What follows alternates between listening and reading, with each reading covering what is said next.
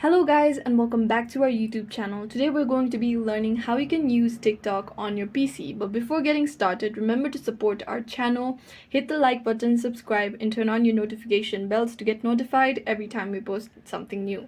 Without further ado, let's get started. First, open your preferred browser. I have my Google Chrome opened here, and then on the search bar type tiktok.com, hit enter, and then you can see all these TikToks that will pop up. You can view this TikTok without logging in, but if you want to log into your account, there's an option for that as well. On the top right corner you can see the login button. You tap on it and then you can log into TikTok using your phone, email, username, or your Facebook, your Google account, or even your QR code. After that, if you want to view TikTok on a mobile display, then that is also an option available on Google Chrome. You simply tap on the three dotted icon that appears on the top right corner of your browser, tap on it, and then you can see more tools. Tap on it, and then in more tools at the bottom you can see developer tools. Tap on it. After that you can see a bunch of code appear, and then in this window on the top left corner you can see there's this mobile like icon. You tap on it, then you'll be able to view your TikTok on a mobile format or a mobile display size.